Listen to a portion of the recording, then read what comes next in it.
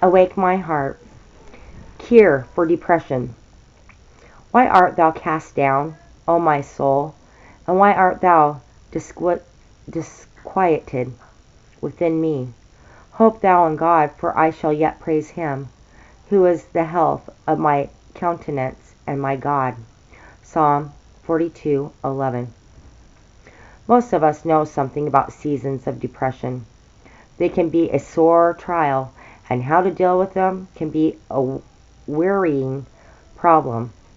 Notice the words which the psalmist uses of himself: cast down and disquieted. The first looks backward, the second looks forward. The godly man had been cast down by what had already occurred. He was disquieted by what might be. One or twice in recent air travel I have been with a pilot in the nozzle of the plane, and have had him tell me of the various factors in the safe piloting of aircraft through unfavorable weather. Similarly, as we sit with the writer of these two psalms, we find him telling us much about piloting our hearts through squalls of depression. In the earlier part of the psalm, see his self-interrogation. He turns in upon himself with, why art thou cast down, O my soul?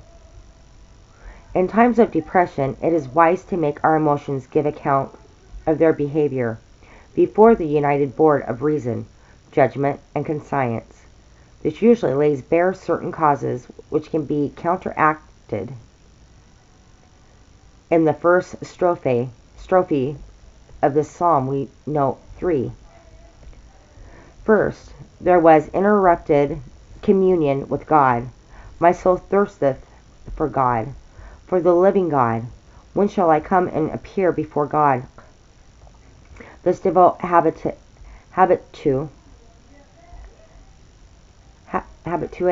at Jehovah's sanctuary was driven beyond Jordan, and ached to be back for his set times of devotion in Jerusalem.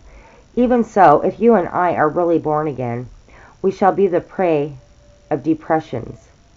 If the new nature in us is denied communion with God, another source of the psalmist's gloom was misunderstanding by others. They continually say to me, where is thy God? Such misunderstanding, especially by those who are dear to us, can be dejectingly disconcerting, most of all when it concerns God's dealings with us. The third contributor to this good man's depression was unhelpful, brooding over the past. See verse 4. It is a strange characteristic of our human nature that we find a tempting deliciousness in dwelling hopelessly on departed joys. Almost always when we become broody, we become moody. But now see the psalmist, self-exhortation. Hope thou in God. Self-interrogation leads to self-exhortation. But is this self-exhortation as intelligent as it is brave? It is. The trouble-beset writer has found the true sources of hope. First, he resolves that instead of merely remembering the past, he will fixedly remember God. My soul is cast down within me, therefore will I remember thee. Next, there is new confidence in God's sympathy, faithfulness, and presence. The Lord will command his loving kindness in the daytime, and in the night his song shall be with me.